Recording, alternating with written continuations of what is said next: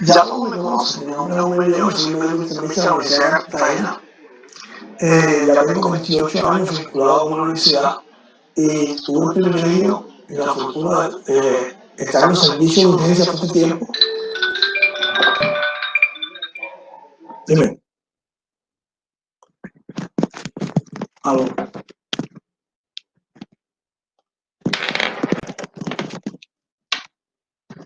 Un segundo.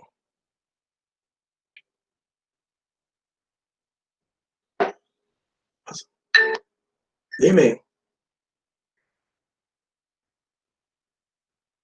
Ok.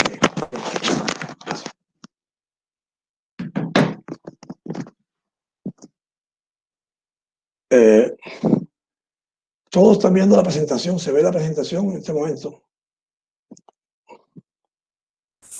Sí. Ok, gracias. Bien, entonces pues yo tuve el privilegio de estar vinculado a la Universidad de Cartagena y soy egresado de la Universidad de Cartagena como médico general y como internista y he elaborado 28 años en esa zona. Pues bien, la historia de esta entidad, nosotros comenzamos aquí en este momento, como siempre, buscamos la parte epidemiológica y a pesar que, como les digo, no es muy frecuente y podrán mirar en esta diapositiva, donde en el año 2014 se presentaron 337 pacientes, 2015 259, en el 2016 318, en el 2017 312. Pero fíjense que esto aparentemente es una estadística de por cada 100.000 pacientes un promedio de 0,5 a 0,6. Pero es que esto es que con un solo caso pueden pasar muchos casos más, como les comentaba anteriormente, en que pasó ahora en Estados Unidos. Una cebolla mal empacada, distribuida, generó 400 casos en un solo día. Miren todas esas complicaciones que pueden suceder. Pero, ¿qué pasa? En esta patología tenemos una gran ventaja, que nosotros la historia natural de la enfermedad la conocemos. Ya conocemos todo cómo se transmite, todo cómo se maneja y todo, y sabemos cómo prevenirlo. Lamentablemente, esta historia para nosotros, para el tema del COVID, es un tema diferente. La historia la van a conocer ustedes, la historia hay que vivirla. Mañana pasado sabremos todas las consecuencias y todo lo que se está haciendo, qué era lo mejor y qué no era lo mejor.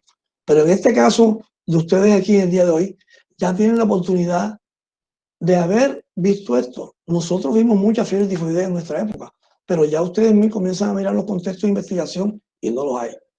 En el año 1989, nuestro distinguido profesor Fernando García hizo una publicación sobre tiroideas.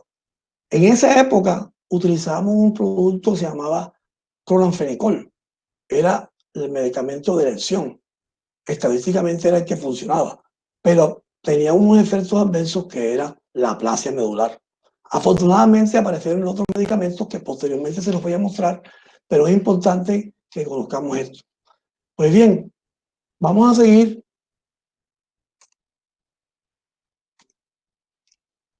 Y para mí lo más importante es que ustedes logren, no solamente en la charla de hoy, que les quede como un concepto cómo podemos nosotros manejar cada tema de la misma manera, conservando un concepto de cronología de aprendizaje.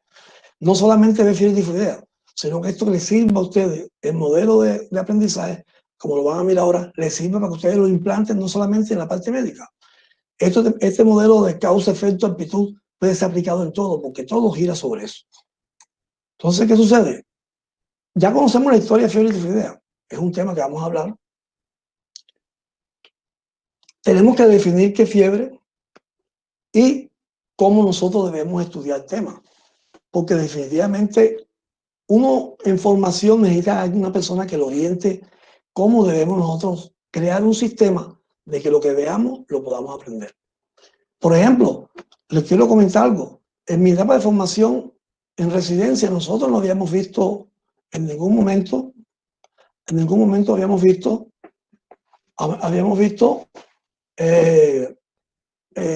¿cómo se llama? Encefalitis rábica. Nunca habíamos visto una tormenta tiroidea, pero la habíamos leído. Entonces ustedes, con lo que están viviendo ahora, si ustedes se preparan, se aprenden los temas, van a enriquecer su conocimiento y van a tener la posibilidad, con estos conocimientos, cuando vean un caso, porque no crean que todos los médicos vemos todos estos casos. ¿Cuántos vimos la encefalitis rábica? Fuimos contados ese día. ¿Y cuánto es la incidencia? Eso es muy raro, pero lo vimos. Interpretando la idea, ese artículo se publicó en la Alta Médica de la Universidad en mi época, en el año 91, pero eso no es tan frecuente. Vimos una tormenta tiroidea que no es frecuente, pero si nosotros la leemos y la conocemos, cuando estemos en el acto médico, podríamos nosotros en algún momento llegar a esa opinión. Fíjense que aquí les coloco las 3 letras: causa, efecto y actitud. ¿Por qué coloco esa mano abajo? Porque de eso nosotros dependemos para poder tomar unas buenas decisiones. Y las decisiones son ¿cuáles? Ante un paciente, ante la vida de un paciente. Y tenemos que ser lo más pragmáticos, lo más realistas y lo más objetivos para no cometer errores. Hoy en día no es como antes, cualquier error se está pagando con muchas dificultades. Pues bien, aquí tenemos una situación, un reto para el médico. Es una pregunta que realmente dice uno, ¿cuáles son los retos del médico? Y uno de los retos más difíciles del médico, y se convierte en un rompecabezas para uno, saber qué es cuando le consultan por este tipo de entidad. Doctor, vengo por fiebre en fase inicial. Imagínense ustedes ese tipo de preguntas, un concepto que solamente nos dice, vengo por fiebre. ¿Qué puede ser? Entonces no es fácil a veces la medicina, aquí hay dificultades. Entonces, ¿de qué dependemos? De una buena historia clínica, un buen examen físico y la parte evolutiva del paciente, porque las enfermedades no son estáticas, ellas van cambiando. Pues bien, como siempre tenemos que hablar de historia y esta patología ya tiene historia. Observen lo que les muestro aquí. En el año 1880, el alemán que ustedes ven ahí descubrió la Salmonella Typhi. Y observen ustedes que 7 años después, mucho más todavía, muchos años más, del año 1986, apareció la primera vacuna. ¿Explico? En este momento, en el caso del COVID, lo más seguro que esa vacuna va a ser porque la tecnología que tenemos ahora es muy avanzada. Seguramente será más rápido y eso lo esperamos pronto. Pues bien, ¿qué pasó? El primer caso fue reportado en el año 1907. Marilyn, esta jovencita, era portadora de la salmonela y tuvo la osadía de cambiarse su nombre con el objetivo de ocultar lo que estaba pasando. Pues resulta que trabajó en un sitio en el cual ella era quien transmitía la salmonelosis y fue descubierta porque transmitió la enfermedad y le identificaron nuevamente su identidad. Esta es la señora, ahí les muestro. Pues bien, a ustedes les llegó un momento ya de tomar una decisión, decir, bueno, nosotros comenzamos a estudiar bioquímica. Dice uno en esa época, bioquímica no me sabe nada en el momento. Farmacología no me sabe nada. Anatomía no me sabe nada. ¿Por qué? Porque no tenemos la integración total del proceso. Fíjense que aquí hay todas estas cosas que estoy mostrándoles, el valor semiológico, la fisiología, la patología, que es el contexto que nosotros tenemos que integrar para poder solucionar. Lógicamente, pues, cada entidad, cada farmacología, cada anatomía, cuando vayan a estudiar, traten de repasar la parte anatómica, la parte histológica, o sea, de forma integral, y la parte semiológica y toda la parte clínica para poder definir un caso. Y así es que se debe estudiar. Pues bien, aquí es lo que llaman ojo clínico. Normalmente que hablan de ojo clínico es cuando una persona ya tiene mucho tiempo en un sitio laborando y conoce las historias de las enfermedades. Observa al paciente, escucha al paciente, analiza al paciente y eso permite, miren a esta señora mirando, o fijamente tenemos que ser unos observadores, cómo espabila, cómo habla, cómo se expresa. En todos esos detalles En una entrevista podemos encontrar muchas cosas importantes. Pues bien, es importante que sepamos y nos quede claro la definición de fiebre. Como ustedes pueden leer ahí, esto es un concepto que ya está establecido y es una norma. Porque nosotros a veces nos suele pasar que el paciente dice, yo tengo fiebre, pero no se la ha cuantificado y presumimos enseguida que lo que está diciendo es correcto. Y no, les recomiendo que ese concepto siempre tienen que verificarlo. O en su defecto, que muchas veces estos pacientes toman analgésicos y consultan un servicio y usted lo encuentra apilético. Entonces tienen que hacer esas preguntas de cajón para no cometer errores. Entonces, tenemos una situación, ¿cómo nosotros debemos analizar las cosas? Como les puse adelante al principio, uno debe estudiar con una objetividad. ¿Qué lo causa? ¿Qué efecto genera? ¿Y qué actitud debemos tomar con los procesos? En este caso, tenemos ya la causante del problema y la conocemos. En este caso, sabemos que es la fiebre tifoidea. Y en este caso, sabemos que la conducta son los antibióticos. Ese es el análisis que tenemos que buscar siempre nosotros para llegar a hacer una solución de un problema. En su defecto, otro ejemplo, neumonía por neumococo. Entonces, el neumococo, la neumonía y el antibiótico. Y así es todo. Si toma una aspirina, da gastritis, no manda antiácidos, sino quita la aspirina. O sea, buscar la causa de los problemas. Porque si no buscamos la causa de los problemas, no solucionamos nada. Solamente manejamos la complicación de lo generado. Y eso no es la realidad del contexto médico. El contexto médico es buscar la solución de los problemas. Como ustedes pudieron ver, la niña que transmitía la fiebre tifoidea, ella, la solución trató de cambiarse el nombre, pero en sus uñas, en toda esa zona, y va la preparación de alimentos, generaba toda la enfermedad. Bueno, aquí tenemos una que nos toca revisar la microbiología, recordar la estructura, saber dónde corresponde. Ya esa parte la tendría uno que mirar y ahí necesitamos los apoyos diagnósticos para identificar las cosas. ¿Por qué debemos saber eso? Porque ya uno debe decir, hombre, es de un género de salmonela, hay que tipo de salmonela. ¿Cuál es la más frecuente? Esas historias tenemos que nosotros conocerlas y a pesar que no sea frecuente, debemos saberla el tema. Esta es la estructura.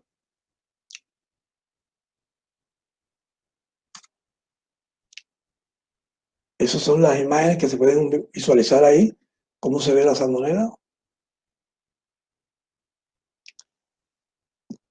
Observen.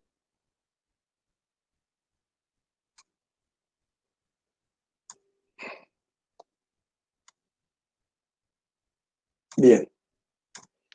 Ahora, nos consulta, no viene y le dice a ustedes, yo vengo por fibrotifoidea, yo vengo por paludismo, yo vengo por algo, no, va por un síntoma. Nosotros tenemos que identificar el diagnóstico. En este caso, nadie dice, yo soy tal cosa, la bandera la tenemos que identificar nosotros. O sea, ¿qué tipo de enfermedad tiene el paciente? Ahí vemos muchas banderas. Uno dice, bueno, vengo con esto, vengo amarillo, soy rojo. Hombre, soy de Colombia. Sí, soy de Chile. O sea, aprender a identificar las enfermedades. ¿Ok? Es importante eso, porque si no lo identificamos, es difícil que nosotros logremos tener éxito en nuestra profesión. Bien, ahora viene el tema de la causa. Vamos a hablar de la causa. Entonces tenemos un agente que ya conocemos, que se llama la Salmonella typhi, que ya está identificado, que ya está documentado y que conocemos su historia natural de él también. Pero aquí tenemos un señor, una ubicación anatómica, un reservorio a nivel humano. Y este reservorio a nivel humano tiene una característica importante. ¿Por dónde ingresa ese salmonella al organismo? Entra exactamente por la vía linfática. Y le gusta mucho la zona anabólica en la palla de Peyer, en el ciego. Penetra por ahí y ahí puede producir una necrosis y producir una posible perforación en un futuro. Más adelante les mostraré en qué etapa de la evolución de la enfermedad un paciente con fiebre tifoidea podría hacer una perforación. ¿En qué semana sería? Entonces, ¿Por qué debemos saber qué es el reservorio del ser humano? Para tomar las medidas, impactar al ser humano. ¿Cómo se contaminó con eso? Ahora, el mecanismo de acción, vía fecal, vía oral y fecal oral. ¿Y qué? Lo más frecuente son los alimentos, pero como los alimentos puede haber otras cosas más que podrían generar esa situación. Pero es importante que estos conceptos no lo dejen de entender, no lo olviden, porque aquí está la esencia de lo que debemos hacer en un futuro, con esta patología y con todas las patologías que vayan a haber en un futuro.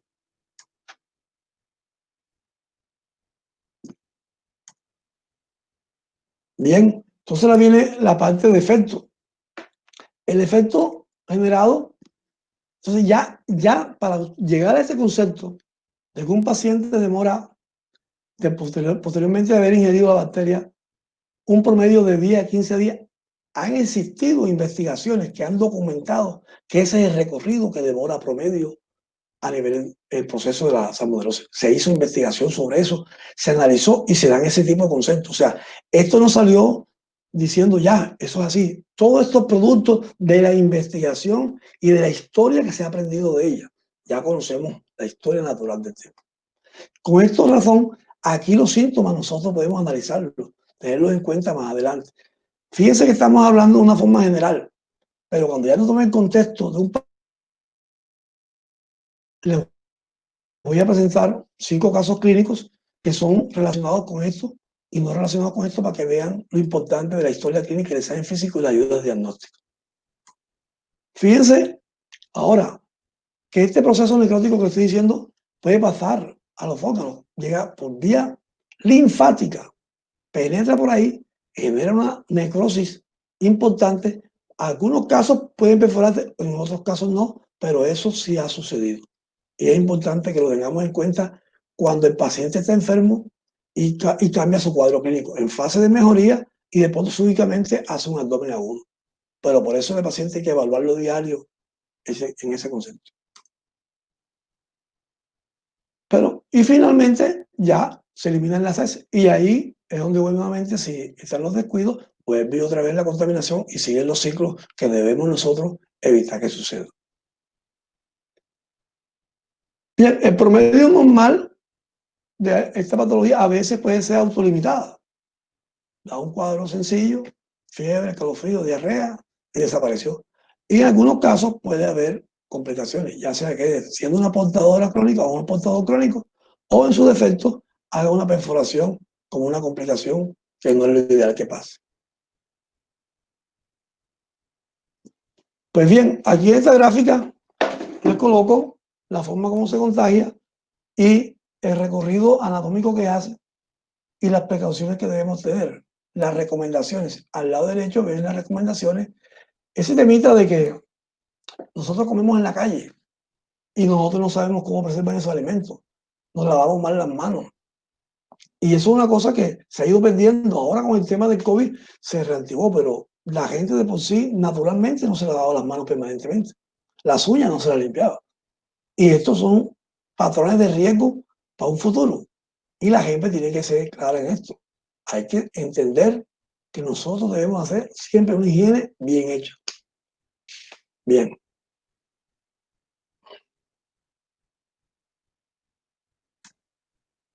Entonces, viene algo importante. Esto que viene aquí ahora es la forma natural como la enfermedad va evolucionando. Es por semanas. Entonces, los seguimientos son permanentes. Entonces, generalmente, ¿qué sucede? Este paciente puede tener temperatura con una bradicardia relativa, malestar general, epistaxis, leucopenia, eosinofilia y linfocitosis. En la primera semana es lo que podríamos más o menos encontrar.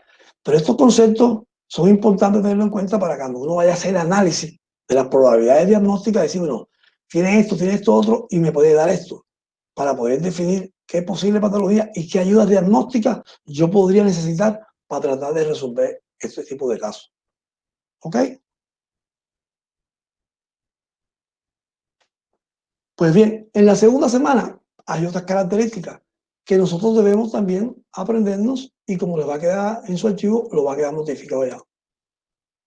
Fiebre con bradicardia, un pulso ciclótico y cuadro de diarrea, inflamación puede haber esplenomegalia, hepatomegalia, puede haber transaminasa elevada. Todas estas cosas pueden suceder en este tipo de enfermedad.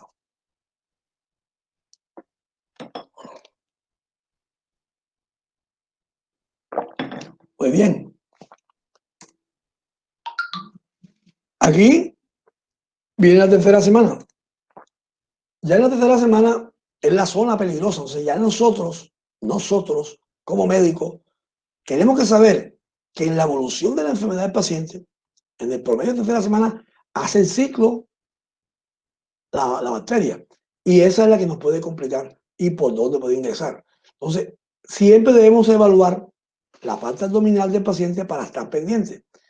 A pesar que la patología no sea frecuente, pero este concepto está bien claro. Siempre está pendiente que estos pacientes corren el riesgo en la tercera semana de perforación. Y les pongo un ejemplo.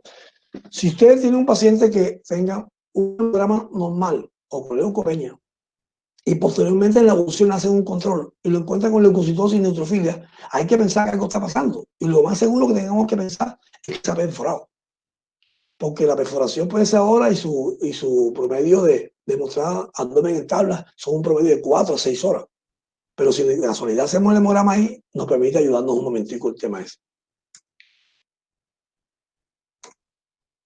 Pues bien, ya después de la cuarta semana nosotros ya tenemos que tener en cuenta cómo va el paciente, cómo se está manejando y se restablece la temperatura, el estado general mejora cuando consideramos que es autolimitado. Cuando ya se complica, la cosa cambia. Esto se lo coloco ahí como una enfermedad que es cambiante. Nosotros no podemos criticar ni menospreciar la opinión de otro colega porque no haya hecho un diagnóstico a tiempo de una enfermedad. Recuerde que las enfermedades son evolutivas. Así como comenzó con fiebre, cefalea, y usted consideró que era algo muy sencillo, y después terminó encontrando otro tipo de diagnóstico, no debemos dar una opinión, sino que las enfermedades van dando su evolución. Y depende de la etapa que usted encuentre el paciente. En la etapa que usted lo evalúe, usted podría decir, hombre, sí o no, pero no critiquen a sus colegas en estos casos porque las enfermedades son cambiantes. Y a pesar de que esta enfermedad tenga una historia natural, a todos los pacientes, aunque sea la misma se puede presentar de muchas maneras y de hecho hay un caso clínico que les voy a mostrar, que tuve la oportunidad de verlo yo en mi información, que no nos podemos equivocar, ¿ok?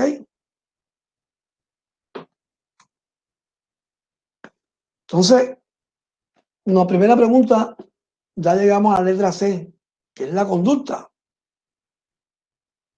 ¿Cómo realizo el diagnóstico? Para esto se llegaron, hay que aislar el germen en sangre o en suero. Ahí. Para esto se llegaron también trabajo de investigación para documentar esto. Aquí sería un examen de un coprocultivo. Entonces, fíjense, la historia en sangre es el hemocultivo. Fíjense lo importante, cuando yo estaba en formación, nosotros nunca, me acuerdo que casi todo el grupo, no poníamos atención lo que se llamaba estadística.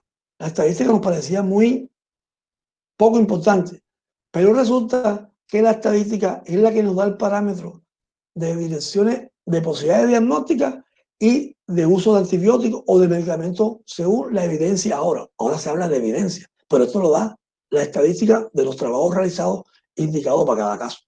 Entonces, eso de no, si se dieron cuenta en la fase inicial, yo no le mencioné ni siquiera la estadística.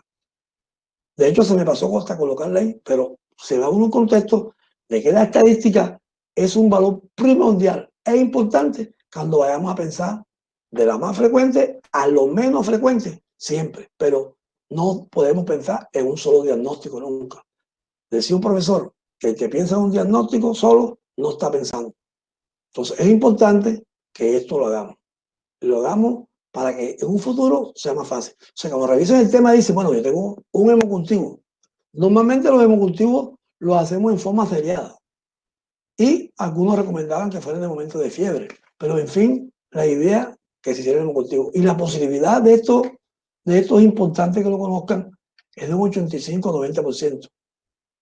En el Departamento de Medicina Interna, el doctor Fernando García, ese trabajo de investigación que mencioné, se utilizó en esa época fue clonfenicol y el tratamiento era exitoso. Los pacientes mejoraban rápidamente y nos iba bien con eso.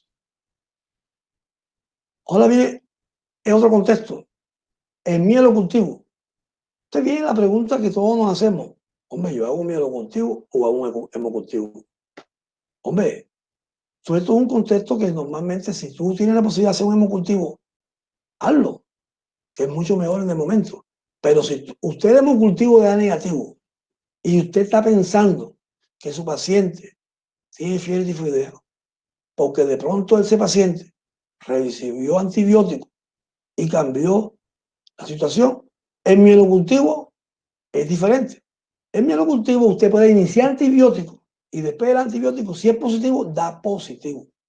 En cambio, el hemocultivo, después que usted inicia antibióticos, no puede convertirse en negativo. Ese concepto, por favor, quiero que no lo olviden. El mielocultivo es 100%, si está positiva la enfermedad y está la salmonelosis, ahí sale.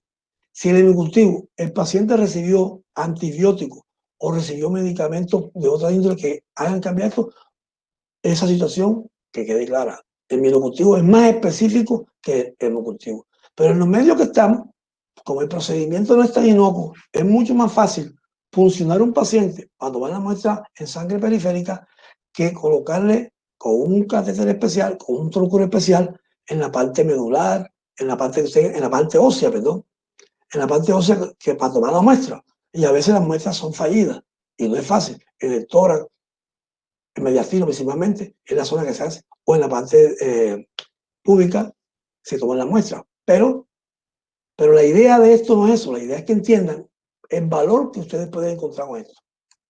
Viene también este concepto que es el coprocultivo. Entonces, el coprocultivo, fíjense que lo están aquí, si usted le pide a un paciente un coprocultivo en la primera semana de evolución, vean que el recorrido de la salmonela no ha llegado ahí todavía, a la parte de ese. Entonces le daremos un coprocultivo negativo. ¿Por qué? Porque ese germen no ha llegado. ¿Me explico? Entonces, esto se hace en los portadores sanos. O sea, puede dar positivo en la cuarta, en la segunda y cuarta semana. Entonces, esto es importante que lo entiendan así, porque ustedes son los que van a decidir en su momento. Generalmente estos pacientes tienen que estar hospitalizados para hacer estos procedimientos. Nada de eso es ambulatorio. Bueno, esta pregunta, pues, en mi época, la reacción de Vidal se hacía, pero definitivamente no es la ideal.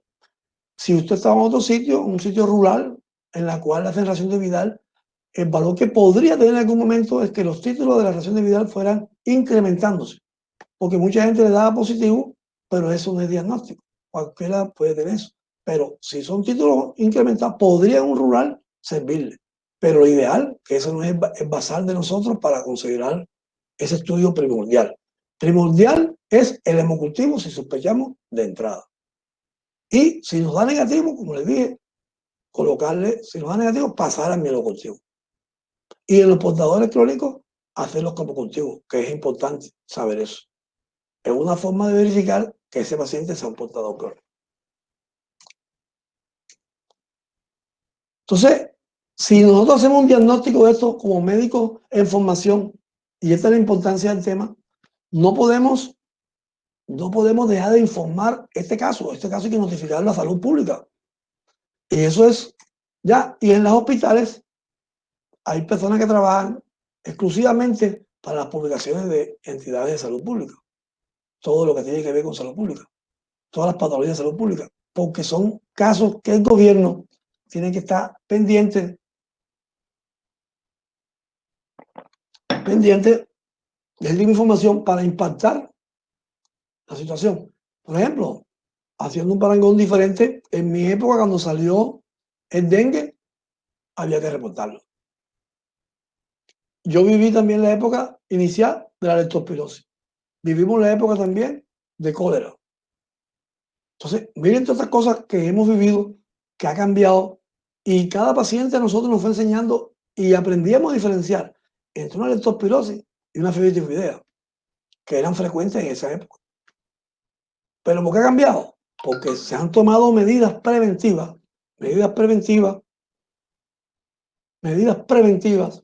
para la infección, para hasta cortar la forma de propagación de la enfermedad. Entonces, ¿qué sucede? Conociendo nosotros esto, debemos reportarlo. Se confirma, ahí está lo que les dije, y se confirma y se debe pasar reporte, como dice acá. Eso se llena un formato que en los hospitales existen, se hace lo que se llama notificación de enfermedades de salud pública. Ya los hospitales todos tienen ese conocimiento y eso a nivel nacional. De hecho, los aparatos de infectología, cuando hacen los congresos y eventos, hacen revisiones de ciertas patologías que podrían impactar a la comunidad.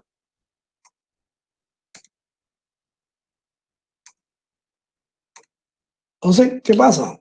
Aquí tenemos una situación. Estos pacientes los hospitalizamos o los manejamos ambulatoriamente. Entonces, ahí viene lo que se llama el criterio clínico. ¿Cómo encuentras al paciente?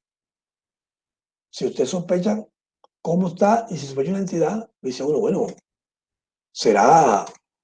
¿podrá hacer algo? Entonces, fíjense todo lo que estoy colocando aquí, qué le pido, qué hago.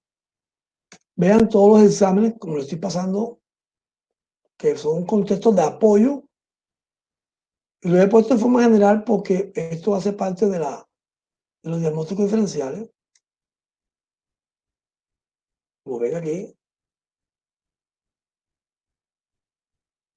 fíjense que les he puesto unos datos. El paciente dice, tengo cefalea, fiebre, escalofrío y diarrea. Dígame qué médico no pensaría tantas cosas. Tantas cosas. Dice uno, puede ser, ¿será que? Una intoxicación alimenticia. ¿Será una sepsis?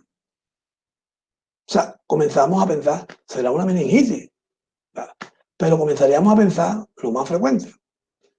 Pero entonces estos estudios que ustedes ven aquí de apoyo del lado izquierdo mío son los laboratorios que tenemos en cuenta y del lado derecho la parte imagenológica. La parte imagenológica. Pues bien, vamos a seguir y entonces las mialgias, la ictericia, soplo, hepatomegalia. Entonces dice uno, bueno, esto es un ejemplo que les voy a colocar para decirle, bueno, si yo tengo un caso de esto, ¿qué hago? Y aquí van más sus pacientes. Y con lo que yo tenga más de pacientes, con lo que me consulte, yo debo pedir tales estudios. Entonces viene el tema. ¿Cuántas cosas podrían ser? Entonces viene, y ya hicimos el diagnóstico, digamos, el diagnóstico, minocultivo, esos ordenamientos que estaban anteriormente, lo vamos a utilizar cuando manejemos los 5 casos clínicos. Ok, aquí tenemos manejo los antibióticos. Perdón. Aquí, miren que se mencionan casos que no son tan frecuentes. Pero fíjense que también puede haber osteomelitis, puede haber meningitis. Pacientes con HIV que tienen miren el medicamento utilizado. O sea, según según la evidencia que tengamos y la patología asociada que tenga, se hace el manejo. Y esto no es a priori, ya esto es producto de que se investigó y se dieron cuenta que una salmonelosis generando una osteomielitis, la conducta es un antibiótico de tercera generación. Si tiene un SIDA, también. O sea, todo esto requiere que lo tengamos en cuenta. Si tenemos un paciente con una fiebre, diarrea, calofrío, y estamos en un contexto que no se ve tóxico, usted podría manejar ese paciente de forma ambulatoria. Pero ojo, el criterio clínico que tenga el médico en la evaluación. Es diferente que veas a un paciente tóxico, deshidratado, en malas condiciones generales, y esto podría generar de darle de alta. No va a darle de alta un deshidratado. Fase tóxico, no puedes hacer eso. Hay que hospitalizarlo para hacer las medidas pertinentes intrahospitalariamente. Y más todavía cuantificar el promedio de diarrea que se habla por cada deposición diarreica de 200 cc promedio. O sea, sacar las pérdidas promedio para saber la reposición de líquido que esos pacientes requieren. Entonces, aquí en esta patología ya tenemos algo que se llama la prevención. Aquí hablamos ya de vacunas, que esta historia que estamos viviendo aquí hoy nosotros, de hablar de fiebre tifoidea, con toda seguridad la van a vivir ustedes cuando hablen ya de un COVID que tenga prevención. Seguramente van a vivir todos los medicamentos como hemos puesto aquí, medicamentos que se podrán utilizar o no utilizar si se hicieron o no se hicieron las cosas como eran, y replantear la historia de la enfermedad, todo esto para uno poderse aprender, porque con esta historia nueva de COVID estamos aprendiendo todo. Cada paciente es un mundo, los exámenes son un mundo, y es una patología que lamentablemente no tiene esta condición, pero hay que seguir para adelante, seguirse cuidando, y el concepto de prevención, tenerlo siempre presente. En este caso, la vacuna, en algunos países, para usted viajar, le solicitan la prueba de la vacuna que se haya colocado. Aquí está clarito. Recuerden que todo esto lo van a tener ustedes en la charla que se les va a enviar a través de su compañera. Lo pueden revisar con calma más adelante también. Aquí está también los pacientes que trabajan en laboratorio, también con contacto con esto. O sea, todos los pacientes que tengan un riesgo deben estar en su supervisión. Como los pacientes que trabajan en las camaroneras. Es un requisito permanente y lo hacen cíclicamente. De todos esos pacientes le hacen la prueba para verificar si hay o no hay. Y hay que darle un certificado laboral, donde diga que no está positiva la paciente y que no es portadora. ¿Y eso quién lo hace? Lo hace el médico. Por eso yo insisto, y hay médicos que se dedican a la parte laboral. Yo insisto en que el mejor médico del mundo, para mi opinión, vuelvo y le digo, tiene que ser médico general. Por la sencilla razón que el médico general le toca ver todo. Ortopedia, medicina interna, otorrino, y saber de todo. Y saber, y si está en un servicio de urgencia, le toca saber todo. Si es cierto que nosotros en formación, en los libros hay tantas cosas que se escriben, haciendo un paréntesis aquí, y yo no vi todo lo que existe en medicina, no lo vi. Casos que existen publicados, yo nunca los he visto, porque no hay la oportunidad de ese caso. Pero solamente con el tiempo uno va viendo y aprendiendo las cosas poco a poco hasta que llega un momento que uno se va afinando, pero ya uno dice, esta película me la vi yo. Cuando el paciente te cuenta una historia que ya tú conoces el comportamiento y dices, no, esta es cosa. Pero eso te lo da que el bagaje de tratar de aprender a hacer las cosas bien, buscar la causa del problema. Ejemplo, si a este paciente le hace un diagnóstico de fiebre tifoidea y no le quitan la vesícula, no estamos manejando la causa bien.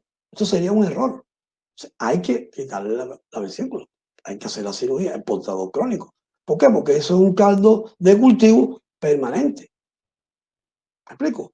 ¿Y eso qué lo dio? Las investigaciones comenzaron a encontrar y fue una decisión. Todo paciente portador crónico de fiebre tifoidea hay que retirar la vesícula. ¿Ok? Porque este señor, por las vías biliares, drena al intestino y salen permanentemente y están contaminando a la gente.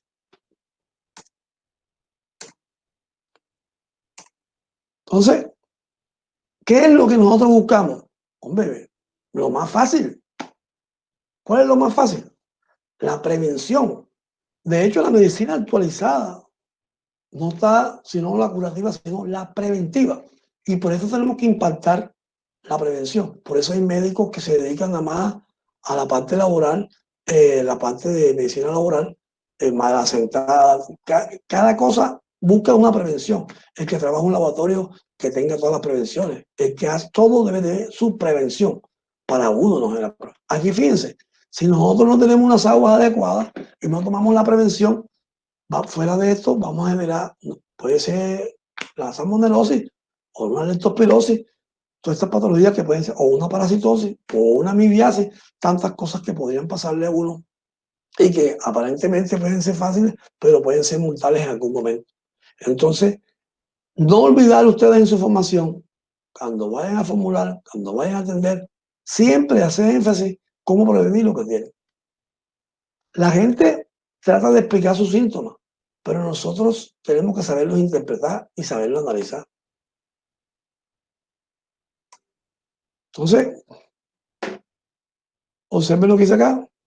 Las personas que trabajan en la parte alimenticia, como les dije, las camaroneras, en los restaurantes, eso, hay personas que van periódicamente, supervisores, a verificar que los empleados que están laborando cumplan con las normas de higiene y tienen que tener un certificado laboral para eso. Si no, no pueden laborar. Y les pueden cerrar el restaurante, el almacén, lo que tengan de base. Entonces, fíjense ¿qué pasa?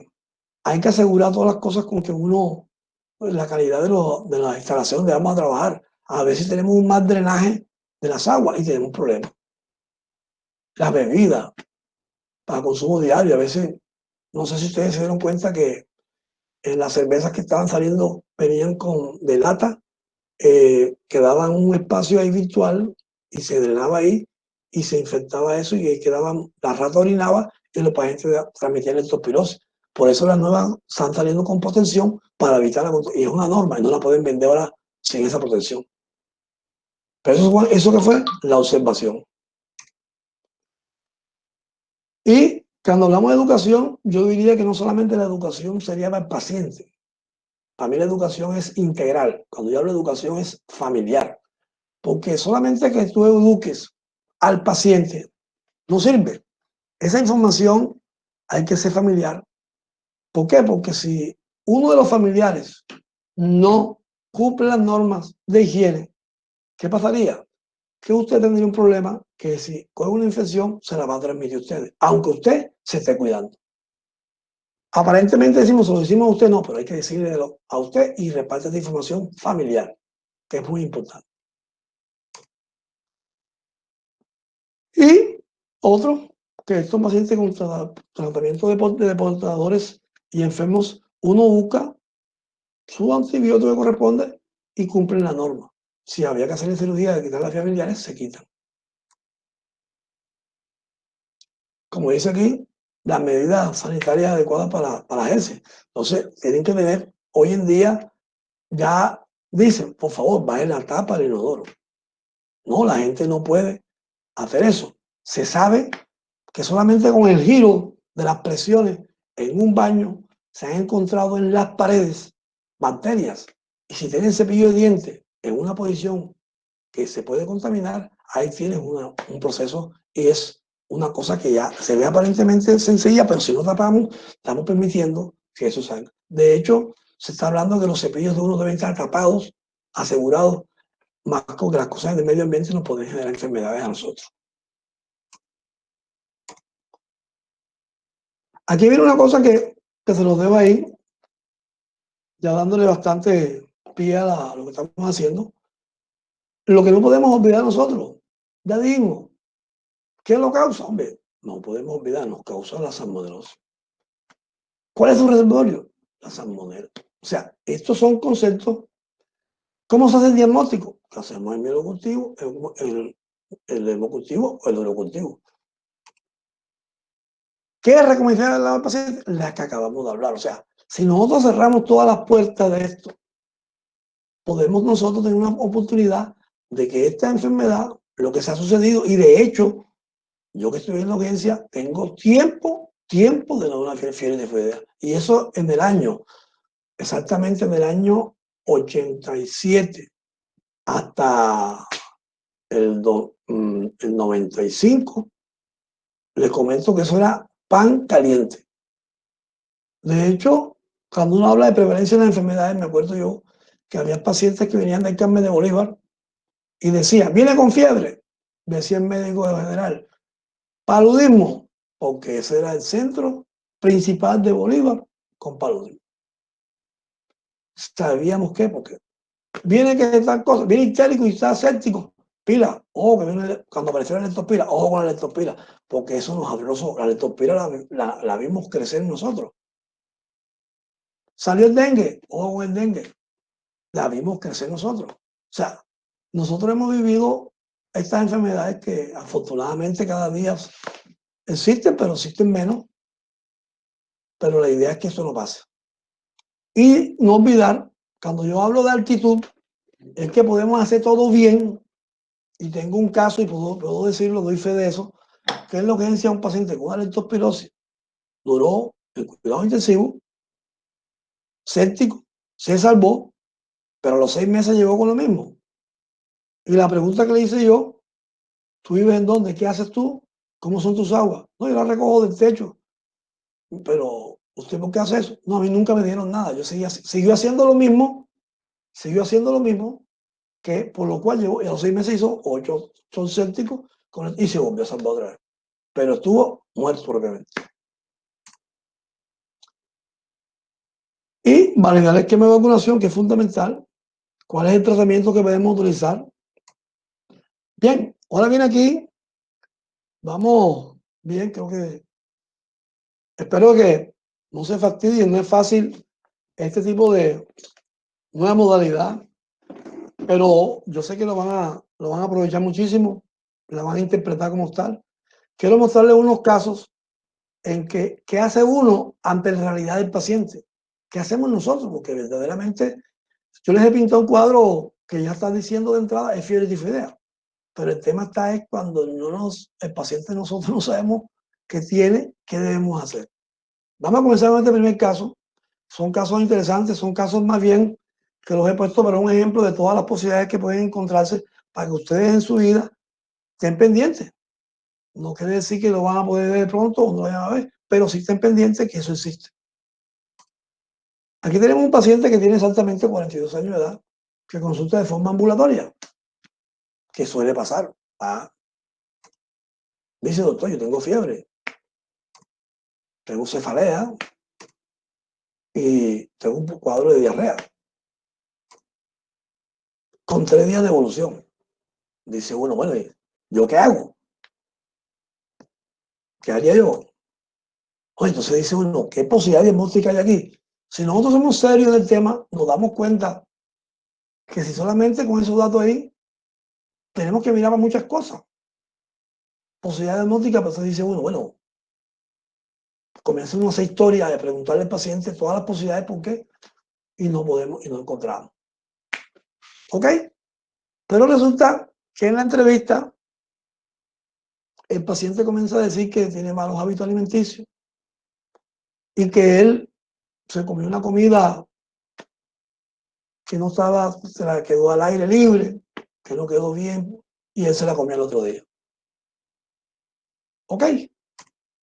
Entonces dice uno, ya ¿será que puede ser una intoxicación alimenticia? ¿Será que tiene COVID? Porque ahora mismo, si usted le dice a cualquier persona lo que yo estoy preguntando de arriba, por la pandemia que estamos viviendo, todos pensaríamos que tiene un COVID. Porque el COVID tiene 1000 formas de presentarse. Y comienza uno a virar la cabeza y a decir, ¿yo qué hago? ¿Para dónde voy a coger con este caso? ¿Qué hago yo? Síndrome de colon irritable. No sé. Oye, ¿una infección bacteriana? Sí, podría ser. O sea, ahí comenzamos nosotros a pensar, ¿qué hago? Pero el paciente ya cuando ya habló de la alimentación, de pelos de evolución, y no tuvo nada de importancia, no tiene ningún antecedente, ninguna patología adicional, pero el paciente, cuando lo revisé, lo encontré en mal estado general. No me gustó. No me gustó la fase del paciente. Y no me parece. O sea, ya comienza lo que se llama criterio médico, donde el médico quiere comenzar ya a organizar todo. Y dice, tomo temperatura en el 39.5 y estoy en mi consultorio. Tomo la presión, la normal. Frecuencia cardíaca está baja. Abdomen con persistencia aumentada de forma generalizada. Cerca de esto por donde camina. Sarpullidos en piel. Pero entonces, como ustedes vieron la literatura anterior, vieron lo anterior que yo dije, la frecuencia puede ser bradicardia relativa o absoluta. Y si revisan la literatura, describen también todo lo anterior de fiebre, cefalea, diarrea y sarpullidos en piel en forma específica. Pero hay una característica ahí que dice fiebre con bradicardia. Pero ¿qué pasa? Semiológicamente nosotros nos enseñaron todo el tiempo y es así. Por cada grado de temperatura, por lo menos aumenta 15 la frecuencia. Y aquí está baja. Entonces hay algo que no cuadra. Dice uno, bueno, aquí ya yo estoy pensando, ya yo codifiqué ese concepto. Hay otra cosa que debo encontrar. Entonces dice, bueno, ¿lo dejo ambulatorio o lo dejo en casa? ¿Ustedes qué dirían? Hombre, todo el mundo enseguida ya, todos ustedes están pensando, no, yo ¿qué voy a hacer con este paciente en mi consultorio? No, señor. No, este señor, no, va a manejo intrahospitalario enseguida. ¿Por qué? Porque este paciente va evolucionando su enfermedad y usted no sabe si fácilmente va a hacer un shock séptico en 24 o 72 horas. Y usted no puede asumir ese tipo de responsabilidad. Tiene una decisión enseguida. ¿Ok? Entonces digo yo, bueno, entonces yo ¿qué hago? ¿Qué pido? Miércoles, ¿qué solicito? Llego al hospital, le hicieron un hemograma con una leucopenia y una linfocitosis, que está escrito en lo que les mostré delante. ¿Ok? El perfil renal lo tenía bueno, o sea, a pesar de que estaba con tóxico, no se veía mal. Le hicieron la prueba de COVID, hisopado y dio negativo. Entonces dice uno, bueno, pero aquí esto me está caminando con bradicardia, leucopenia y linfocitosis, yo debo pensar la posibilidad diagnóstica, en este caso, a pesar que es un caso raro, debía pensar que debo descartarle una fibrosis tifoidea o una infección bacteriana adicional. ¿Ok? Entonces yo digo, por favor, hemocultivo seriado. Pero, ¿qué hago yo? Hago una orden que tomen los hemocultivos primero y después del hemocultivo yo inicio un antibiótico pensando en la patología que estoy diciendo. ¿Ok? O en su defecto, si ya en la segunda instancia dio negativo el hemocultivo, pedí el hemocultivo, el mielocultivo, como les mencioné anteriormente. La reacción de Vidal no la vamos a pedir, no tiene ningún sentido pensar en eso siquiera. Bien. Entonces, si estamos en un sitio rural, ahí viene el problema. Nosotros los médicos vamos a los rurales, los que tengan la oportunidad de ir a los rurales ahora, cuando esto se reinicie. Es una situación bastante compleja para uno encontrar un paciente tóxico en un rural. Ahí está claro.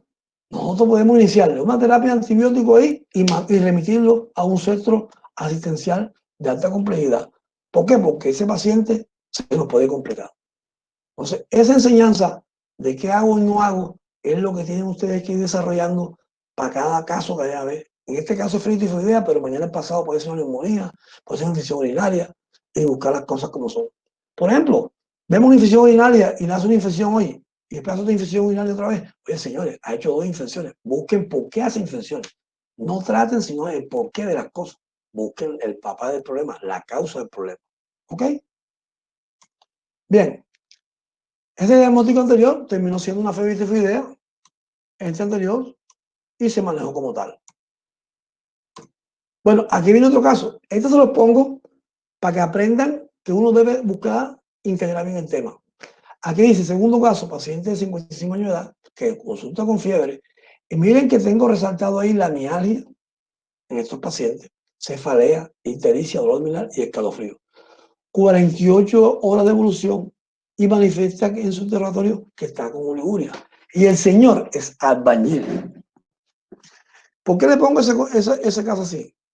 Porque resulta que nosotros hacemos una entrevista y no pensamos, o sea, pensamos muchas cosas, pero se nos olvida la parte laboral del paciente. Siempre, por favor, cuando tengamos este tipo de paciente o al paciente que lo estén viendo, miren su ocupación. Hay enfermedades que se pueden adquirir en el trabajo. Bien, al final les digo por qué le hago énfasis en el albañil. Fíjese que son 55 años, ¿no? Mire, ahí está esto colocado, a clarito, lo están leyendo. Ok, ok, ok. No tiene ningún dato de importancia. Una fase tóxica, no está hablando el paciente. Me está diciendo, estoy mal. Con temperatura, la cosa está muy peluda. La presión está normal. Frecuencia cardíaca 96.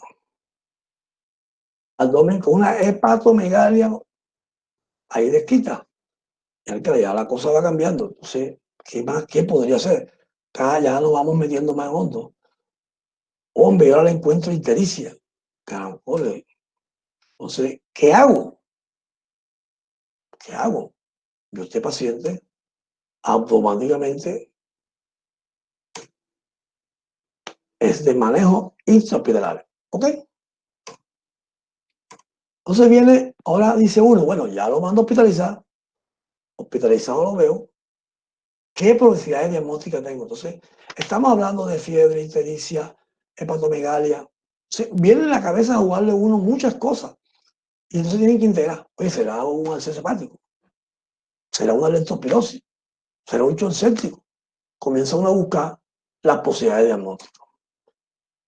Ahí está la sepsis, una hepatitis complicada, una pancreatitis complicada, por las vías biliares.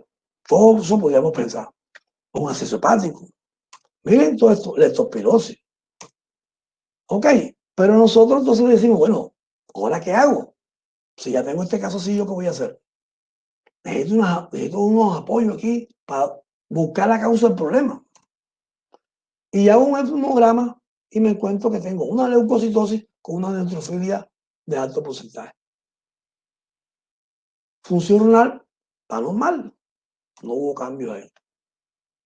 PCR me hizo negativo, pero la bilirrubina está a expensas de la directa, o sea, hay una colestasis intrahepática ahí. Y las transaminadas están elevadas, de 2 o 3 veces su valor. Ok. Le hago un CPK total, caramba, y me encuentro que está elevado. ¿Por qué hice CPK total? Le pedí, porque el paciente me estaba consultando también por la mialgia. Entonces yo me acuerdo enseguida, ok, entre la hepatitis y entre la leptospira, estos son diferenciales. Y me doy cuenta que las transaminadas no están tan elevadas. En la hepatitis está más elevada que en la leptospirosis. Pero ambas cursan con bilirrubina directa, correcto. No, entonces aquí esta situación me está obligando a que tengo que hacer una ayuda diagnóstica complementaria que me está direccionando este resultado. Hice una ecografía abdominal corroborando que había la hepatomegalia que les mencioné. Bien, análisis, bueno, me pregunto, ahí tenemos el análisis que hacemos. ADN, leucocitosis con neutrofilia, ok, a ver si me elevada esto, perfecto, muy bien. Pero acá son a punto elevado. Es albañil. Entonces, resulta que en el interrogatorio, alguien muy sutilmente dijo, caramba, aquí no le hemos preguntado a este paciente algo. Señor, ¿usted qué trabaja? No, yo soy albañil. Y resulta, alguien le preguntó su consumo de agua, ¿cómo es? No, nosotros trabajamos en el barrio y allá recogen el agua del techo. No. ¿Qué pasó? Que las aguas que tomaba ese señor, orinaba la rata y este señor tiene seguramente una leptospira. O sea, cuando pensamos en leptospira, tenemos que actuar enseguida. Aquí no podemos esperar resultados. Pensamos en leptospirosis y actuando enseguida. Donde estemos. No podemos quedar paralizados porque esta patología es extremadamente agresiva.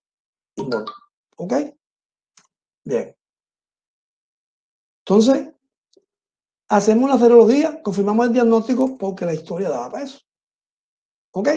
Sí. Ahí tenemos el otro caso.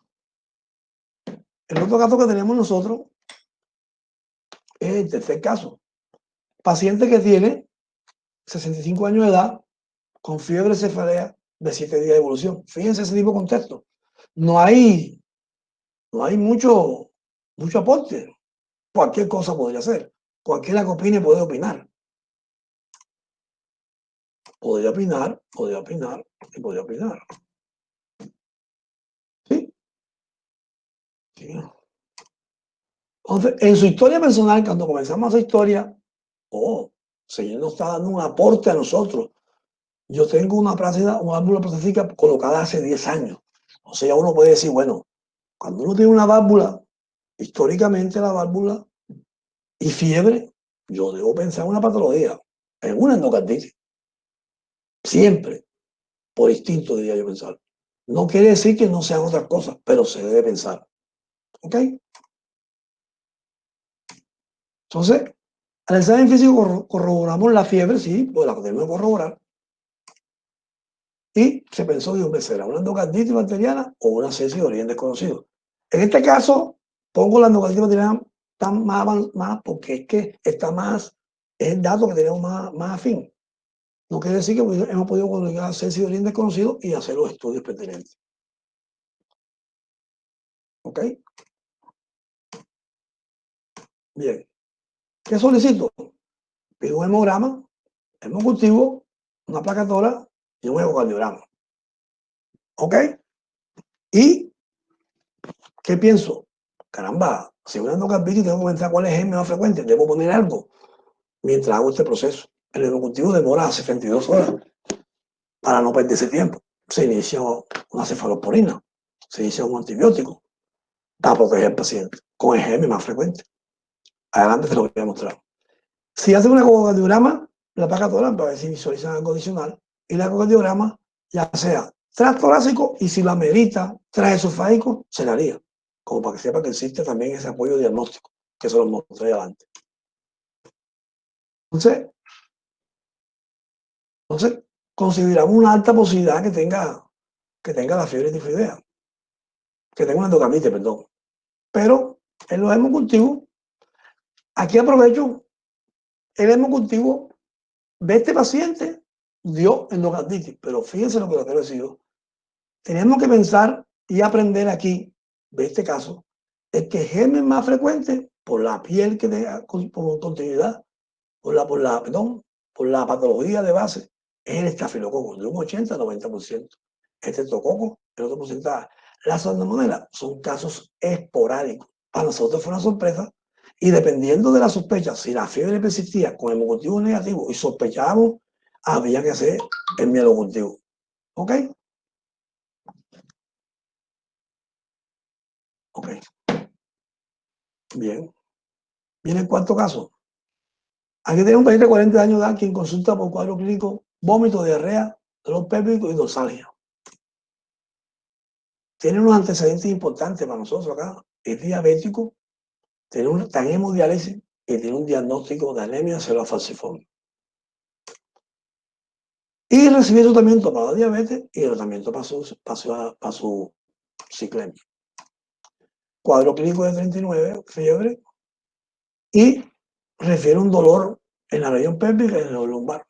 O sea, ya uno comienza a pensar, miércoles, fiebre, en región columna, será un absceso. Caramba, será una sepsis, una osteomelitis, ¿qué será? La paciente ya es una paciente que tiene diagnóstico de anemia falciforme ya de muchos años, vasoclusiva, que comienza uno a pensar muchas cosas, pero vamos para adelante. Entonces se ingresa a la urgencia, se hacen los hemogramas, se ve lo que estoy colocándole ahí, y en vista de todo, se hace el hemocultivo y se hizo una gammagrafía ósea, porque alguien dijo, hombre, ya hemos hecho todos los estudios, todo da negativo, vamos a hacer mielocultivo, pero vamos a hacer una gammagrafía ósea. La gammagrafía ósea encontró una zona anatómica que ese dolor, comenzando históricamente, era viejo, pero se presentaba y desaparecía. Y los pacientes ciclémicos tienen ese riesgo, porque como ellos pacientes pueden hacer una osteomelitis, vamos a hacer una gammagrafía ósea, y se encontró una zona hipercaptante. Hemocultivo negativo. Entonces, ¿cuál es la conducta aquí? Se recomienda en estos casos hacer una biopsia dirigida.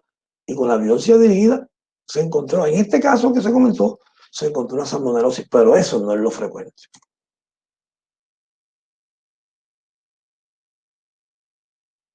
como se ve ahí. Lo más frecuente, en este caso, por transición de piel, es el estafilococo.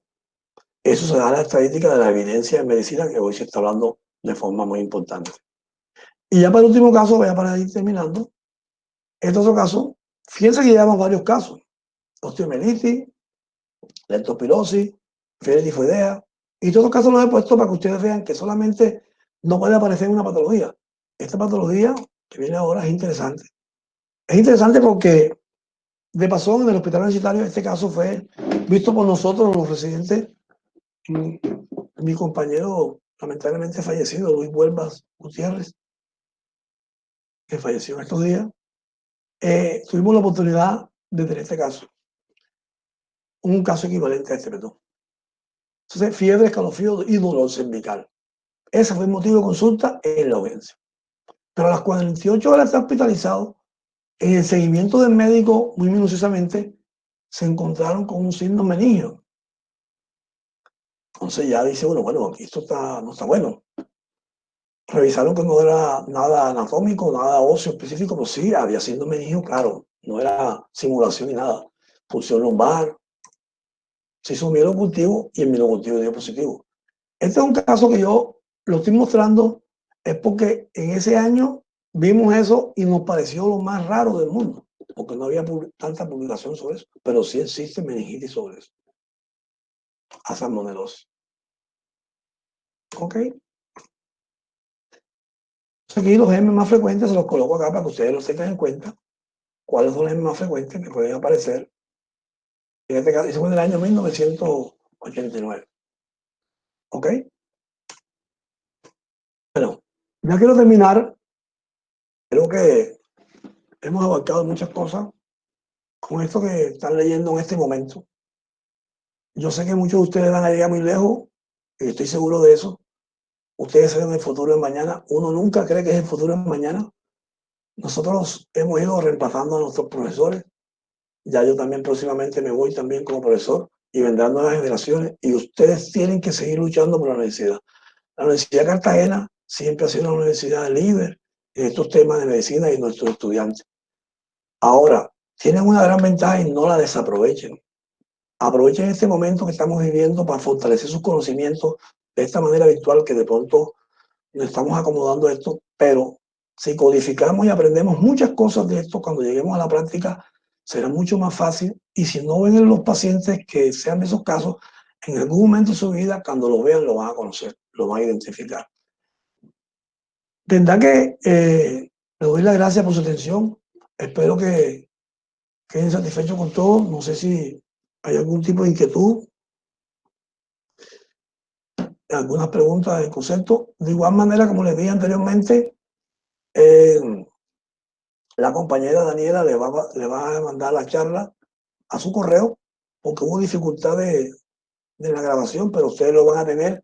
Quiero que la conserven, que la analicen, que sean críticos ustedes mismos y que yo estoy seguro que estos conceptos les pueden ayudar mucho en un futuro. Muchas gracias por todo, por su asistencia y espero que sean excelentes médicos en un futuro. Se los agradezco su atención.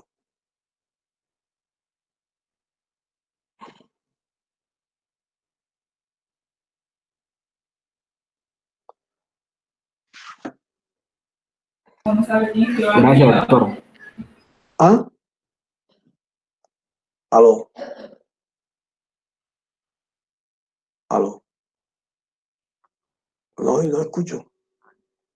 ¿Cómo? ¿Cómo? Creo que le dijeron gracias. Ah, aló, ¿le escucho? No, perdón un segundito. Yo, no te escucho a ti. Ah, bueno. Ya terminamos.